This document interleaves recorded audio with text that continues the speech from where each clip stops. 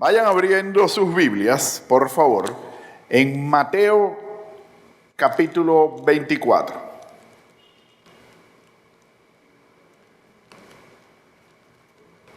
Mateo 24.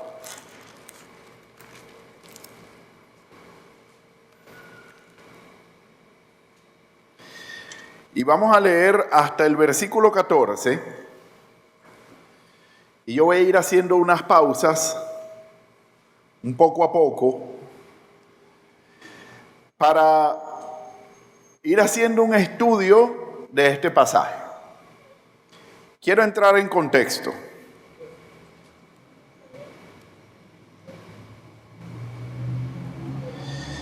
En la época en la que esto fue escrito, o en la que fue escrito no, en la época en la que se basa la narrativa de esto, porque fue escrito mucho después, existía el templo de Salomón.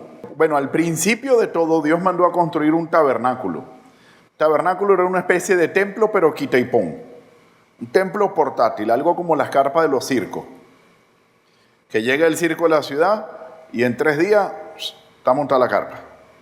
Están ahí un mes, 2 semanas y la desarman, montan en sus camioncitos y van a la otra ciudad y la vuelven a armar allá. Así era el tabernáculo antes. Y Dios había dado instrucciones de cómo se iba a construir, incluso con medidas y todo. Claro, las medidas no eran 45 centímetros, era un codo. Un codo es de aquí hasta aquí. No eran 110 metros, era un estadio. Esas eran las unidades de antes. Tiempo después, construyen algo ya fijo. Y construye ahí en Jerusalén, Salomón construye su primer templo. Pero recuerdo muy bien que Esdras fue uno de los reconstructores. En este templo en el que Jesús entraba y salía y hacía vida, ya era el segundo templo. Ese segundo templo fue destruido por los romanos aproximadamente en el año 70 después de Cristo, cosa que no está narrada en la Biblia. Pero permítame leer Mateo 24, desde el versículo 1. Cuando salió Jesús del templo y se iba, se acercaron sus discípulos para mostrarle los edificios del templo. Fíjense que no era una casita como hoy vemos que nos imaginamos los templos de una iglesia. Le estaban mostrando los edificios del templo. O sea, es grande y tiene muchas edificaciones. ¿Ok? Sigue respondiendo, él les dijo: ¿veis todo esto? De cierto os digo que no quedará aquí piedra sobre piedra que no sea derribada. Efectivamente, aproximadamente 40 años después de estos acontecimientos, los romanos la destruyeron. Cosa que estos personajes no saben que iba a suceder. Y estando él sentando en el monte de los olivos, ya eso fue después, no fue inmediatamente la continuación de la conversación. Él estaba saliendo del templo, hablaba con ellos y después, estando él sentado en el monte de los olivos, que no queda al lado del templo, por eso les digo, pasó cierto tiempo. Estando él sentado en el monte de los olivos, los discípulos se le acercan aparte diciendo: dinos, ¿cuándo serán estas cosas? ¿Y qué señal habrá de tu venida y del fin del siglo? Entonces asociaron la destrucción del templo con el fin del mundo.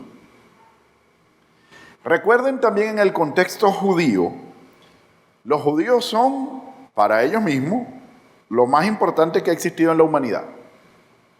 ¿Cuándo se va a destruir el templo? Pues tiene que ser cuando se acabe el mundo, porque eso no va a pasar. Y bueno, al final sucedió. Se va a acabar el templo, se va a destruir, no va a quedar piedra. Bueno, dinos cuándo se va a acabar el mundo y quién les está diciendo que una cosa tiene que ver con la otra. Pero esa es la mentalidad que ellos tienen ahí. Ahora, también le preguntan señales de tu venida. Cosa que no estaba en la conversación anterior, pero sí probablemente la pudieron haber conversado anteriormente. No cuando le estaban mostrando las edificaciones del templo.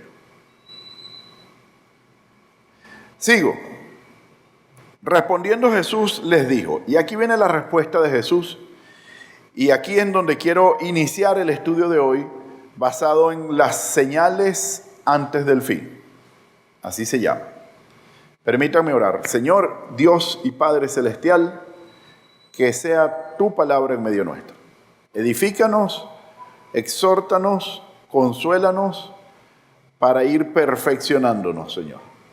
Gracias, mi Rey, que tu palabra esté en nuestros corazones. En el nombre de Jesús. Amén. Entonces empiezan las respuestas de Dios. Mirad que nadie os engañe. Y dice, porque vendrán muchos en mi nombre diciendo yo soy el Cristo y a muchos engañarán. Esa es la primera señal del inicio del fin. Que vendrán muchos diciendo yo soy el Mesías. Algunos han salido a decir que son Jesucristo. Algunos que han quedado como payasos. Y con el perdón a la ofensa a los trabajadores de la comedia.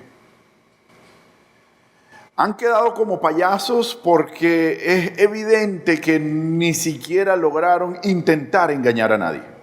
Simplemente a 2 o 3 desconocedores de muchas cosas que quisieron seguirlo a él. Probablemente les ofrecía algunas cosas que ellos necesitaban.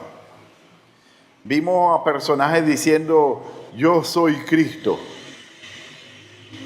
Socio, pero es que aquí mismo está escrito que Cristo vendrá de nuevo, no que va a volver a nacer. Eso no existe. Esa reencarnación no es bíblica.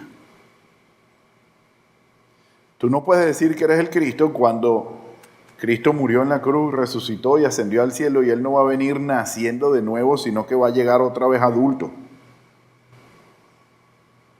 Y tú no vas a decir que eres Cristo y le podemos dar todas las características que la Biblia dice de Cristo, pero Él simplemente no las cumplía. Primera vez que esta banderita me echa tanta broma. Pero está bien, que se vea dónde estamos. Primera señal, vendrán muchos diciendo que son el Mesías. Ahora, el acontecimiento importante aquí es que los judíos siguen esperando al Mesías. Los judíos están todavía esperando que venga el Salvador. Con todo que su ley, el Torá, todos los escritos sagrados para los judíos, llamados hoy para nosotros Antiguo Testamento, ofensivo para ellos decirle que hay otro testamento además del que ellos manejan. A pesar que esas escrituras ya decían que Cristo vendría y dio todas las señales y todas las profecías anunciaban a lo que Cristo iba a hacer, que ya hizo, a pesar que todo ya se demostró, ellos todavía dicen, no, ese no es. Yo estoy esperando a otro. ¿Por qué? Porque el Mesías iba a venir a librar al pueblo de Israel de sus enemigos. Sí, pero ellos lo ven desde otro punto de vista. Ellos creen que cuando venga el Mesías ellos iban a ser los reyes del mundo y no iban a tener más enemigos. Pero eso no lo dice en ninguna parte de las Escrituras. Ellos piensan que el Mesías iba a llegar y ya no iban a tener al resto de los palestinos queriendo apoderarse de sus tierras. Eso no lo dice la Escritura. Eso no está escrito. Pero resulta que el Mesías que ellos están esperando no existe. Es uno que se inventaron ellos mismos por estar apartados de las Escrituras. Que por cierto fueron escritas por ellos mismos, los judíos. Y ni siquiera ellos han logrado poner su fe en sus Escrituras. Por eso no han aceptado que Cristo vino. Continuamos leyendo las señales.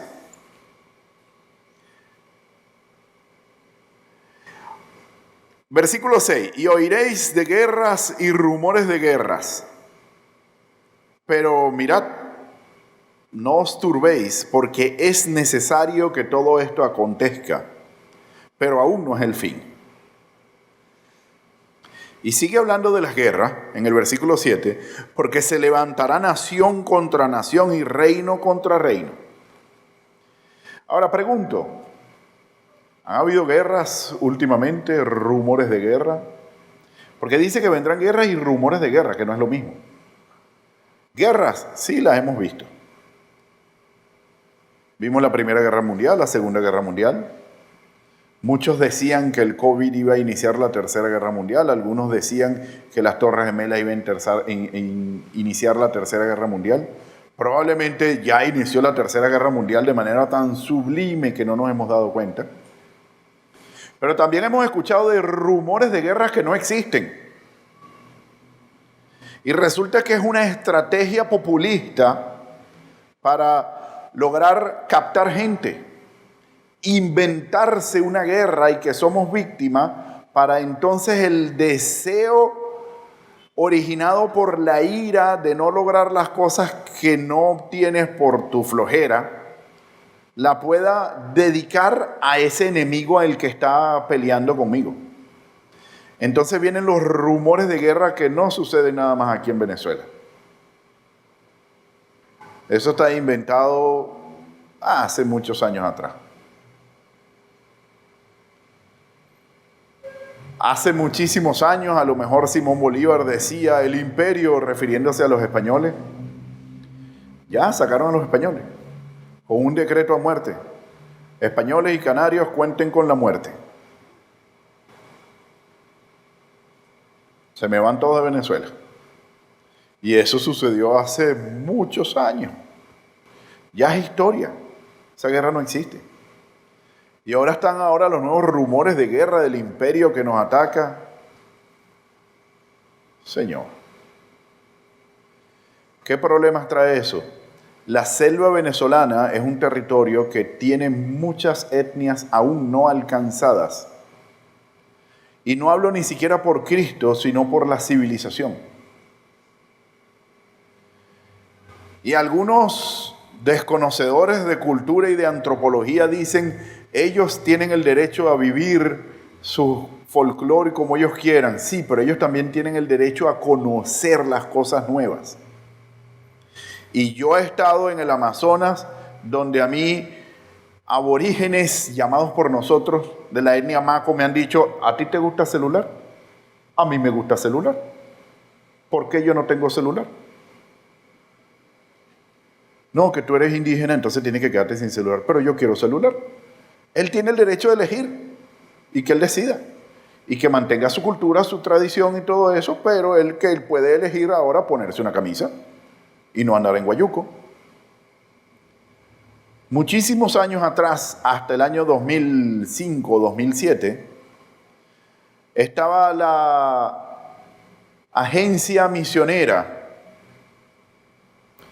este grupo encargado de predicar la palabra de Cristo en lugares de difícil acceso, como por ejemplo las selvas, llamadas Nuevas Tribus, que tienen su origen en Estados Unidos, y ellos tenían una obra muy importante en Amazonas.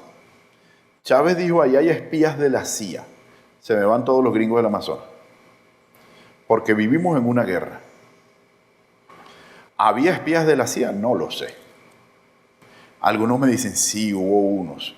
Sí, pero es que también hubo espías de la DEA disfrazados de Cruz Roja, metidos en Colombia en asuntos antidroga. Y no por eso van a sacar la Cruz Roja. Sino que se llegó a las normas donde más nunca van a usar la Cruz Roja como disfraz. ¿Por qué crear esta guerra? Hay un trasfondo. No es nada más mantenerse en el poder. Es mantener a la gente asustada, con miedo, represiva e ignorante. Y esas señales las estamos viviendo. Seguimos leyendo. En el mismo versículo 7 dice, y habrá pestes y hambres y terremotos en diferentes lugares. Bueno, vivimos la pandemia. El COVID no es primera vez que sucede una pandemia de tal magnitud con un alcance de redes sociales como las tenemos hoy. Pero la peste del cólera morbus o el vómito negro fue mucho más fuerte que el COVID y mató a mucha más gente que el COVID, pero no salió tanto en las noticias como hoy. Pero han habido pestes en muchas oportunidades a lo largo de la historia desde que esto fue escrito. Terremotos. Miren, Chile vive acostumbrado a terremotos. Nosotros no. En mi casa, cada vez que tiembla, yo estoy que empujo a Joana y la meto abajo de la cama. Y de verdad, mi reacción siempre ha sido tirarme encima de Joana. Porque mi miedo es que el techo me caiga encima. No sé, esa es mi reacción. Y si el temblor dura más de varios segundos, la agarro y para abajo.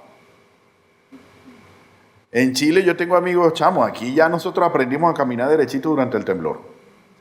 Y tú ves a todos los venezolanos que están aquí, asustados, agarrándose de todos lados.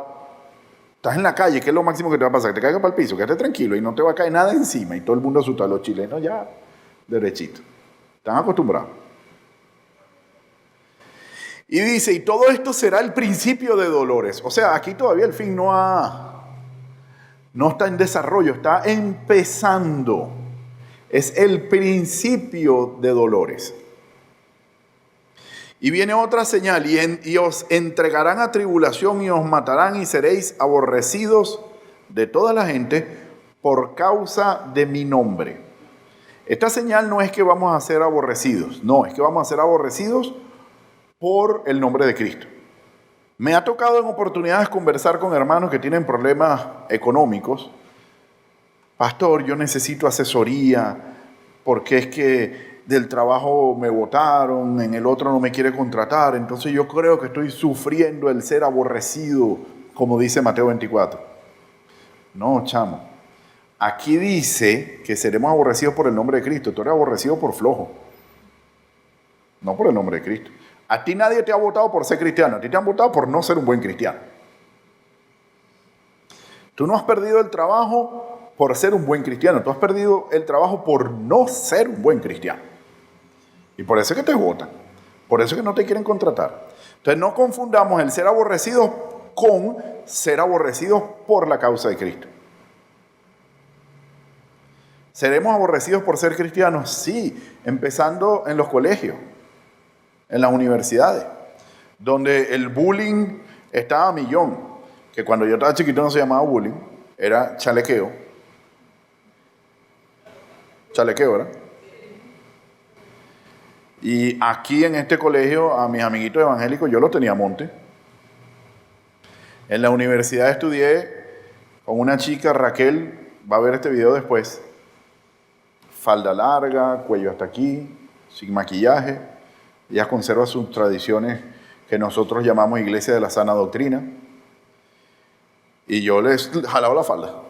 Te vi los tobillos. Y se ponía a llorar. Seremos aborrecidos, de verdad, por el mundo de donde yo venía y por eso hacía esas cosas. Ahora, no nada más ese tipo de bullying y chalequeo, hay cosas más fuertes. Estando en el Seminario Teológico de Dallas, fui compañero de cuarto de un pastor de Tayikistán que me contó una historia muy fea de cómo fue testigo de la muerte de sus pastores por radicales religiosos musulmanes. Y no puedo dar mucho detalle porque esto está siendo grabado. Hermanos, hoy en día están matando a cristianos en el mundo. Eso no es que pasen las películas de acción y de guerra nada más. No. Está sucediendo hoy. En el CCMI, cuando estábamos allá, me dijeron, hermano, ¿conoces a alguien de África? Sí, a muchos.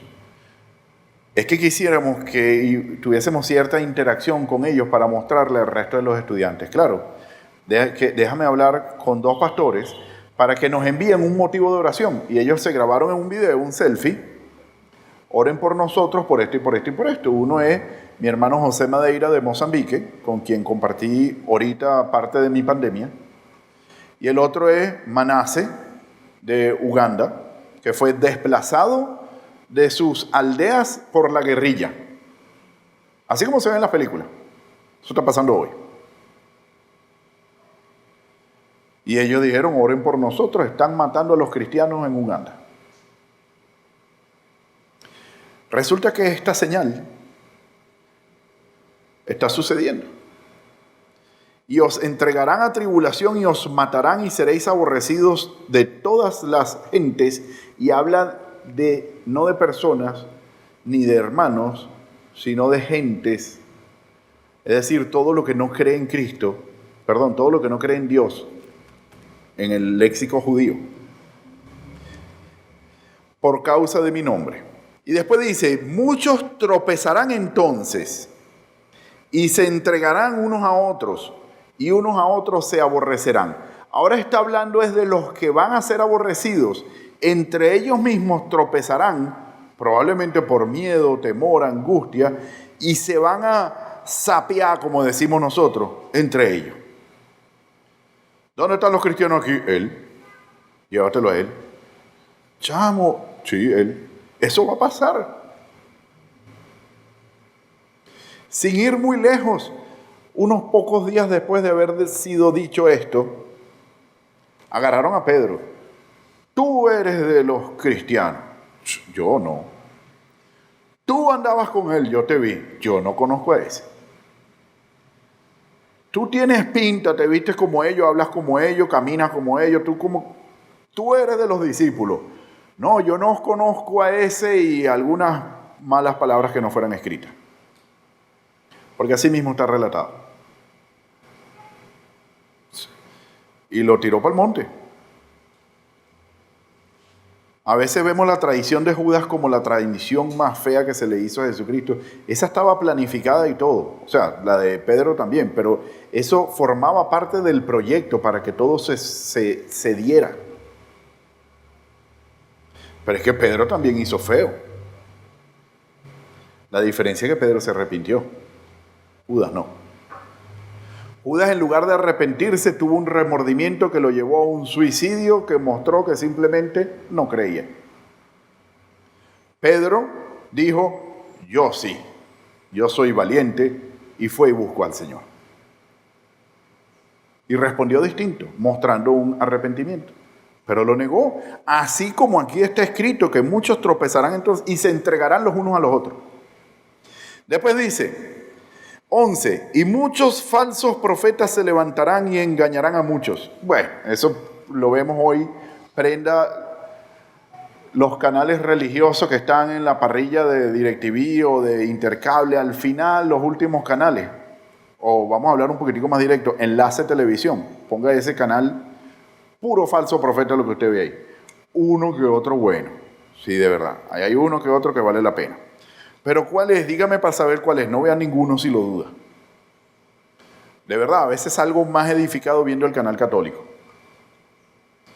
Porque es que ahí hay más de uno que te empiezan a decir, pacta con Dios. Tú no le propones los pactos a Dios. Dios te propone los pactos a ti. Siembra. Dios no necesita tus reales. Él es el dueño de todo. Si tú quieres hacer un aporte a la obra, eso tiene que ser voluntario, así te nace. Y lo tienes que hacer de manera feliz y alegre. Te tiene que dar alegría diciendo, yo quiero ayudar, agarre, ponga esto para el uso de la iglesia de Cristo. Pero tiene que ser voluntario, un deseo. Nunca me han escuchado ustedes a mí aquí diciendo, traiga algo de dinero. Nunca. Yo les he enseñado, si usted quiere, tiene que ser de corazón. Tiene que ser que nazca, pues estos falsos profetas manipulan todo. Y mientras más siembres, más vas a cosechar. Por cierto, durante la cosecha, ellos se quedan con cierta comisión y bueno, vean la vida que llevan apartada de Dios. Yo quisiera que todos los pastores amigos míos tuvieran un poquitico de las riquezas económicas que esa gente maneja. Porque de verdad yo creo que son merecedores. Y todos los pastores amigos míos que yo conozco de iglesias sanas están pasando roncha económicamente. Unos que otros que han tenido la oportunidad y el privilegio de tener trabajos fuera de la iglesia y le producen para poder mantener a su familia e incluso para mantener a la misma iglesia que la debería estar manteniendo a él. Yo le doy gracias a Dios que se queman bombas de agua y me llaman para yo arreglarla. Le doy gracias a Dios que las guitarras se dañan y me llaman para yo arreglarla. Le doy gracias a Dios que mucha gente quiere aprender algunas cosas y me llaman y yo les enseño. Y Dios me ha provisto por ahí. Pero nunca van a verme como estos falsos profetas modificando las escrituras, exigiendo dinero. Y aquí está escrito que eso iba a pasar. Ahora el versículo 12 dice, y por haberse multiplicado la maldad, el amor de muchos se enfriará. Hoy usted sale a Valencia y ve gente que está tan dañada que no le importa robarte y estafarte. Todo es un guiso. Todo es una trampa. Todo es viendo a ver cómo la gente hace para quedarse con algo.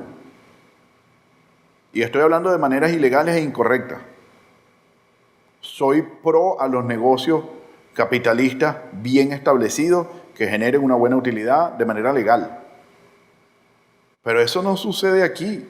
Tú le preguntas a un amigo, quiero comprar un teléfono, ¿dónde lo puedo comprar? Y en lugar de decirte, él lo vende, te dice, yo te lo vendo. Y se lo va a comprar él para vendértelo a ti, para quedarse con algo. ¿Qué te cuesta decirle, él lo vende y tú dedícate a hacer algo de verdad productivo por tu vida en lugar de aprovechar las oportunidades de las necesidades de los demás? ¿Quieres vender teléfono? Registra una compañía de teléfono y vende teléfono. Pero no te aproveches de esas cosas.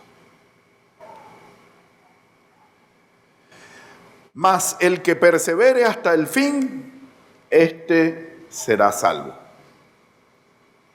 Todo lo que está diciendo atrás, todas las señales anteriores pueden ser situaciones que ponen a prueba la fe de las personas, que en algún punto puede que digan, no aguanto más. ¿Qué demostró que perdió su salvación? No, demostró que nunca fue salvo. Porque los que perseveran hasta el fin son los que de verdad son salvos. No es que te vas a convertir en salvo por perseverar hasta el fin, no. Es que como perseveraste hasta el fin, tu vida demostró que sí eres salvo. La última parte de esto, y es en donde quiero que hagamos el énfasis, porque prácticamente todo esto ha sido una gran larga introducción, es la última señal. Dice el versículo 14, y será predicado este evangelio del reino en todo el mundo, para testimonio a todas las naciones, y entonces vendrá el fin. ¿Por qué Dios no le pone fin a esto de una vez? Porque falta una, que el evangelio sea predicado en todo el mundo. ¿Y saben por qué esta no se ha dado? Porque es la única de todas donde Dios no está haciéndola, donde la responsabilidad nos toca a nosotros. La única de todas las señales que está aquí, que Dios puso en nuestras manos, fue predicar el evangelio en todas las naciones, y es la única que no se ha dado, por la irresponsabilidad humana. Y siendo un poquitico más específico, por la de nosotros que hemos creído. Tú dirás, yo creí ayer, bueno, salte de esta lista, no es contigo. Estoy empezando, no importa, no es contigo. Pero no se justifica que haya una señal que no se ha dado. Todas se dieron. Vamos a recapitularlas. Terremoto, a cada rato. Peste, bienvenido al siglo XXI, al 2020. Guerra, a cada rato. Rumores de guerra, más todavía, y más aquí. Falsos profetas, ponga enlace. Salga a la calle. Escuche a la gente predicando. Muchos son falsos. Enfermedades. ¿Los aborrecerán por causa de Cristo? Sí. Todo eso está pasando. Todo eso ha sucedido y es un presente constante. Falta una. Y es la que nos toca a nosotros hacer. La única que no se ha hecho. La única señal que falta para que Cristo venga y entonces ponerle fin a todo este desastre de mundo en el que estamos viviendo.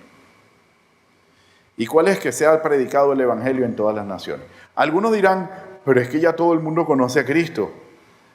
Mis hermanos, vivimos en una burbujita latinoamericana que no tenemos idea de qué es, por ejemplo, la India. Yo vine a darme cuenta de lo ignorante que era cuando viví con un indio en su casa en Estados Unidos por 10 meses. Y me mostraba de la India muchas cosas. Yo decía, hermano, yo creía otra cosa de los indios. Me enseñó a comer con la mano y a comer con la mano de manera educada. Tú dices, comer con la mano de manera educada, eso no pega. Y yo le mandé un video a Joana, mira, así se come. Y yo estoy comiendo con la mano y ni se le ocurra publicar este video. Qué grosero. Es que hay maneras educadas de hacerlo. Me enseñaban como un niñito enseñándole a agarrar el tenedor, que no se agarra así, sino que se agarra así. Que la mano va así, la mano no va así. Y muchos aquí dicen en las escuelas de misiones, yo quiero irme de misionero para la India. Mijo, vas a llevar chivo para coro. La India falta un misionero. El país que tiene más cristianos en el planeta Tierra es la India. Y muchos no lo sabemos. Pero es que saque la cuenta. Solamente un 20% de India son cristianos. Pero es el 20% de un país que tiene 1.650 millones de habitantes. Ese 20% es, no sé, Latinoamérica. 300 millones. ¿Ah? 320 millones. Eso es Brasil. O sea, es un número demasiado grande. Y estamos hablando nada más de cristianos. O sea, el país donde hay más cristianos, el país que tiene más cristianos es India. Hay que llevar el Evangelio a la India. Ya está. Mi mentor en los últimos años, el doctor Ramesh Richard, viene de la India. Hay un pedacito llamado en Misiones la Ventana 1040. Usted agarra un mapamundi y ve los meridianos y los paralelos y se pone el Ecuador es 0, el meridiano de Greenwich 0, que ese 0 está por ahí abajito de la curvita de África y empieza 1, 2, 3, 4, 5, 6, 7, 8, 9, 10 grados, 1, 3, 4, 5, 9, 40. Esa ventanita ha sido intocable por los cristianos. Porque son países donde llevar esta Biblia tiene una pena muchísimo mayor que llevar el kilo de droga. Si tú tienes esto que pesa, ¿cuánto puede pesar esto? Medio kilo. Y cuando abren droga, a usted le salen unos meses de cárcel. Pero bueno, Biblia, usted lo van a condenar a muerte. Por tener una Biblia en la mano. ¿Quién se atreve a meterse allá? ¿Quién va a sacrificar su vida por los otros? Cristo lo hizo por nosotros. Yo quiero ser misionero a pesar de todo. Anda para allá, pues. Te quiero ver. Muchos quieren ser misioneros y no le han hablado al vecino. Cuando la Biblia dice que el Evangelio será predicado en todas las naciones, incluye tu vecino. Y a tu vecino no va a venir un misionero de la India a venir a hablar con él. No, estás tú para hablar con él. La palabra dice que Dios no retarda su venida como algunos creen, sino que Él está dando tiempo para que todos procedan al arrepentimiento. Aún sabiendo que no todos van a proceder al arrepentimiento, que son pocos. Ahora, la responsabilidad es nuestra.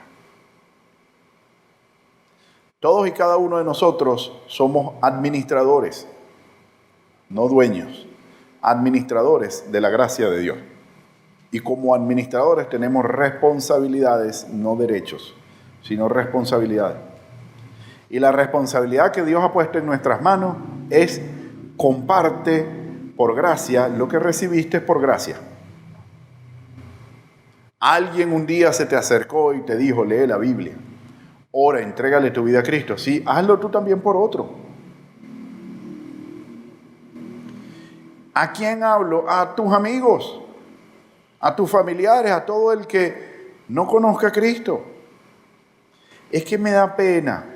Cristo murió por ti en la cruz sin pena. Eso no te mueve a por lo menos recibir un chalequeo por los demás.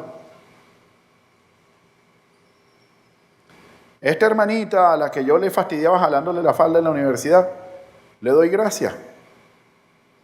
Porque fue insistente conmigo, me invitó a su iglesia en varias oportunidades. Y años después, por otras vías, otro me indujo a leer la Biblia. Y fue cuando dije: basta de mi vida. Y años después, otro hermano, Alejandro, me mostró lo que Cristo hizo por mí en la cruz. Y ahí nací de nuevo. Ahora, todo lo que ha modificado mi vida para ser hoy quien soy fueron personas que se dedicaron a cumplir esta última señal: que el Evangelio sea predicado en todas las naciones. Les pregunto hoy, ¿te atreverías a hablarle a algún amigo de lo que Cristo hizo por nosotros? ¿Quién dice que sí? Levante su mano. No te preocupes que no vas solo. Dios está contigo. El Espíritu Santo te recordará palabra para hablar. Y eso lo dice la Biblia. Ahora, recordar. No te lo va a transferir por Bluetooth. Para recordarlo tuviste que haberlo leído alguna vez. ¿Ok? De que, ay, él sabe bastante y dijo todo lo que dice la Biblia y nunca la ha leído. No, eso no funciona así. Recordar. Dios hace milagros, es omnipotente, hace todo, pero brujo no es. Va a recordar. Mientras más busquemos Biblia, más información tendremos para compartir con los demás. Pero yo no sé mucho de la Biblia. ¿Qué puedo compartir? Tu testimonio. Eso es lo primero. Tu testimonio. Yo antes era así, ahora soy así. Dios me quitó el deseo de hacer estas cosas que antes hacía. Por eso existe el bautismo. Dar un testimonio público donde Marieni declara públicamente que has muerto al pecado y has nacido de nuevo. ¿Y ella qué gritó? ¿Sí? Y todo el mundo escuchó. Y quedó grabado en videíto y pronto estarán en YouTube. Y es un testimonio público. Nuestro hermano Arnaldo dijo: me voy a bautizar en septiembre. Declaró públicamente su fe. Meses después la mamá dijo: yo también quiero. Y fue su testimonio. Y es el testimonio. El cambio es la mejor manera que nosotros tenemos para mostrarles a otros el Evangelio, a toda la nación. Y entonces todo se cumplirá. Y Cristo vendrá por nosotros. Vamos a orar.